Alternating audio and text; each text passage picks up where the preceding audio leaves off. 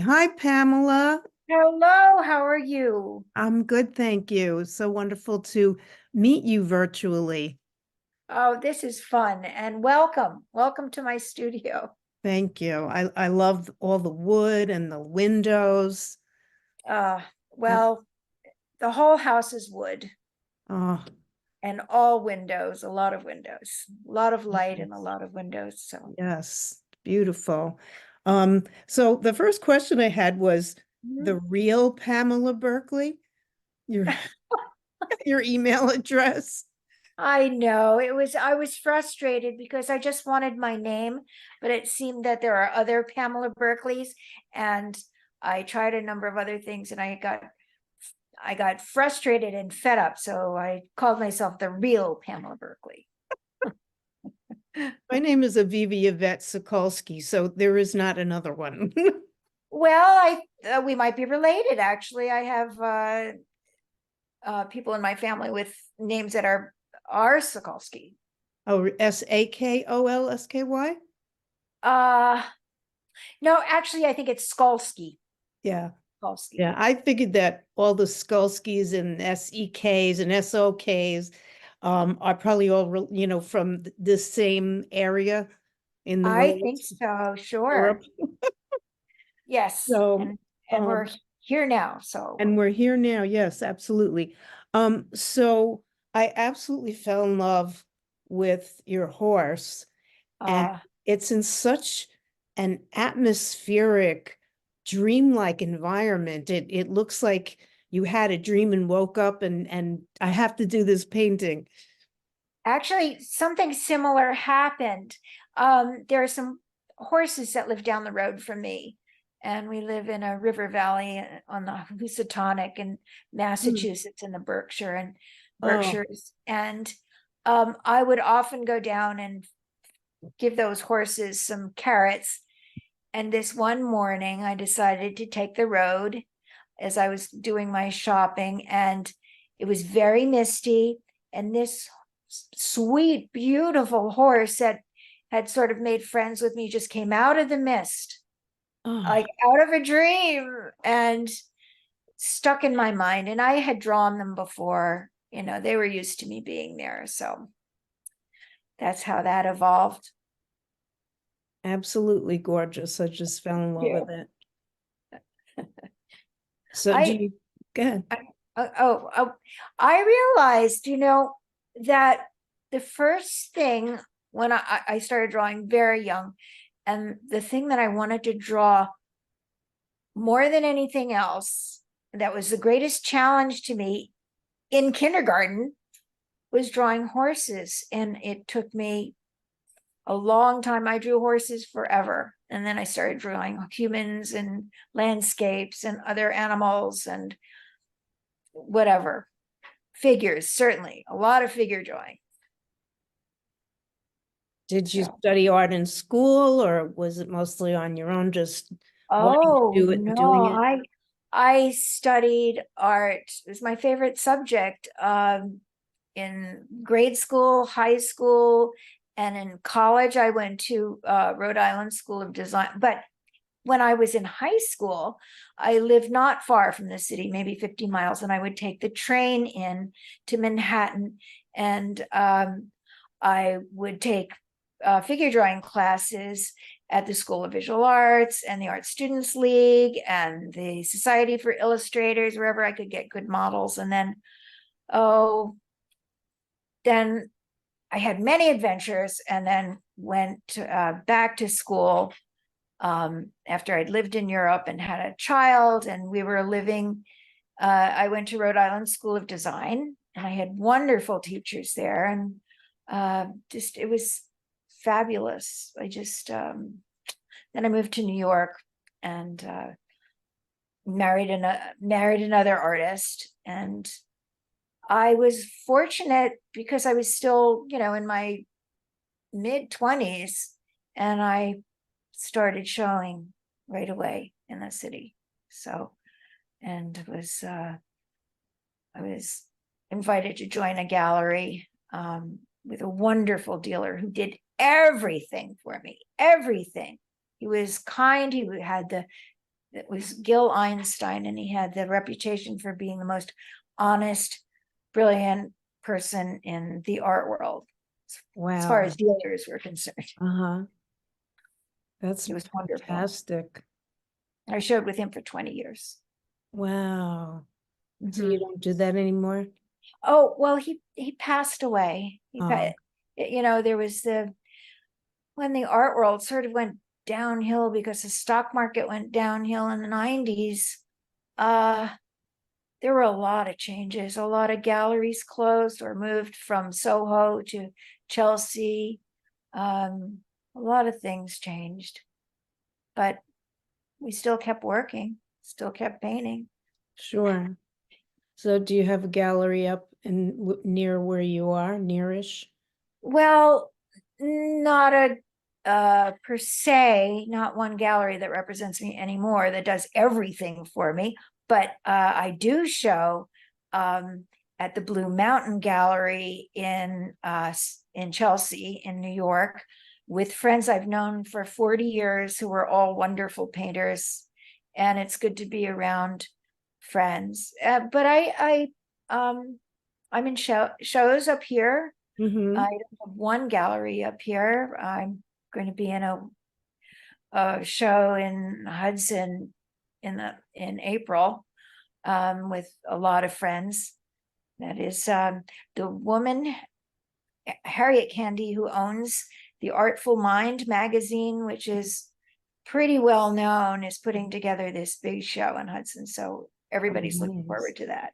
Very nice. Very nice. Um, excuse me. Do you paint do you have other animal paintings? Do you, I what do do. you like to paint? I paint everything. I Mm. paint everything. Uh I love painting animals, but mostly whatever happens to be at hand that gives me a charge, what depending on the season, depending on the light and the weather. Um if it's too cold to go out and paint the landscape with my French easel, um I will stay in and set up a still life so that in the windows, so that I always have to combine various genres, still lives in landscape and portraits in landscape or in interiors. Mhm. Um, yeah, I have to do that. I have to mix things up. It makes it more alive, I think. Yeah. The interaction and the fact that you'll set up a still life, but it'll be by the window so you can incorporate. I love that. That's right. You got it. I'm so glad. And it affects the lighting, what the inside and the outside affect each other and play against each other. So Yes, yes, yes, that's very true. I love that. do you do your own framing, or do you have someone that you trust that you go to? Um, well, uh, I've had, my husband has made frames for me, but he found a company that sells frames online, and he's kind of in charge of all of that because I wouldn't know what to do. But Oh, we that's found some great. wonderful frames that seem to really work with my paintings. What company is that? I don't know the name. I can't remember. I'm shall I call him in? He's here. Would you like to? Um, it's just, people like to know that type of thing. Yes. And the arts festival stretches up through Oh, yes. the Northeast and across we're inclusive, so people Yes. are, I could call him in here and he could I answer mean, that question. if you feel like it, I'm very interested in you, Oh, and well, not that I'm not interested, but it's okay. that could be Sure. just Sure. the next time that we're interviewing you.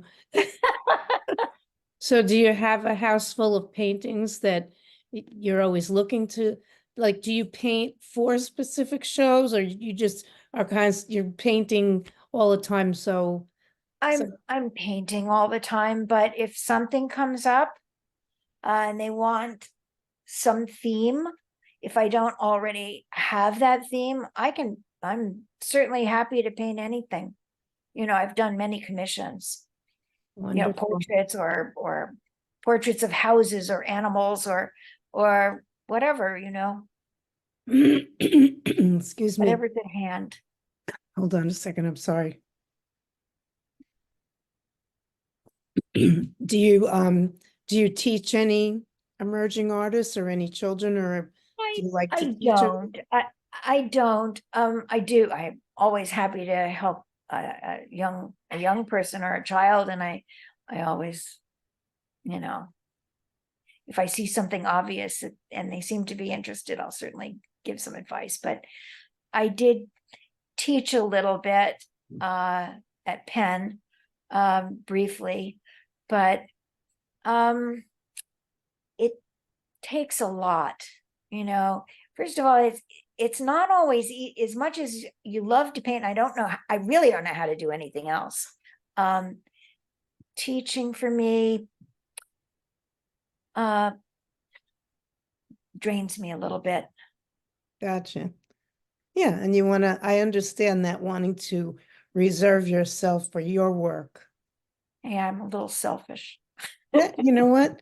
I think it's part of what makes someone successful is to have, I mean, you could call it selfishness, you could call it devotion to your work. Let's call it that.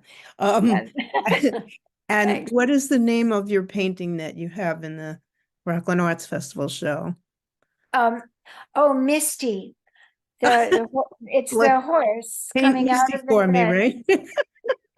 It's the little horse coming out of the mist. He's actually here on Yeah, one of he's my. right behind you. Oh, yes. Hi. Yeah, He's probably begging for a carrot. I do love your work. You have that other one behind you with the glass Oh, hot okay. flower container. It's gorgeous. Oh, that is a very beautiful vase that I fell in love with. There was a designer, an architect, Peter Hewitt, who went to Rhode Island School of Design, and that vase, he designed that vase, and a friend of mine had one, and they were selling them at the Museum of Modern Art, and I loved the way the flowers, you could put the flowers into the vase and they just sort of expand by themselves because it's a very narrow, the vase itself is only 2 inches deep. Oh, wow.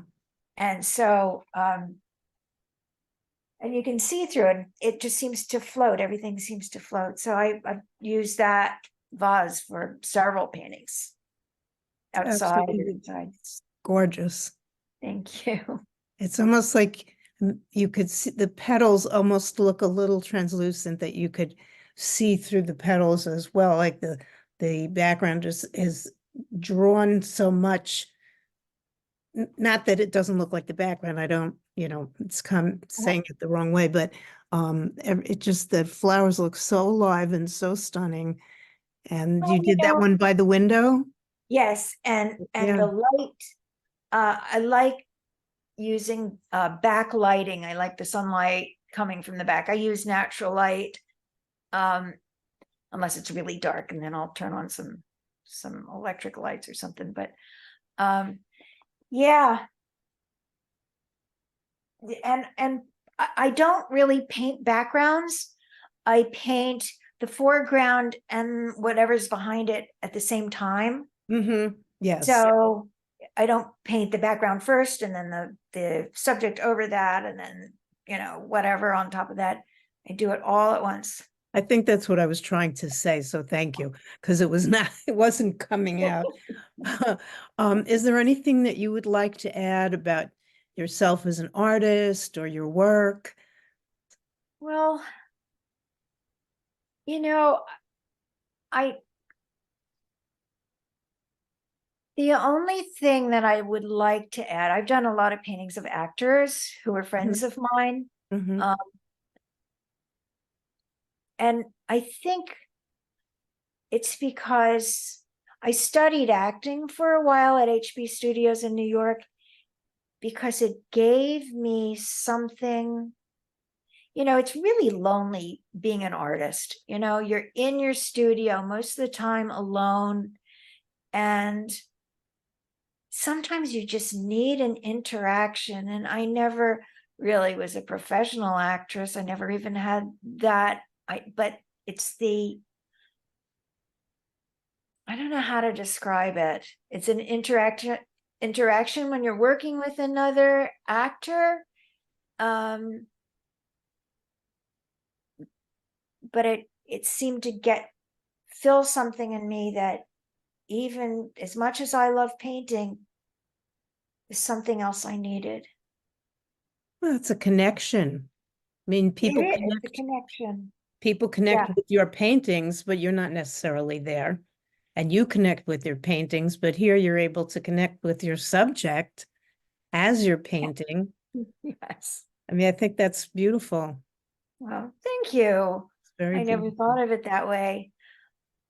I try not to think about my painting too much when I'm doing it, because sometimes I will put on an Audible book or a play, or right now Mm.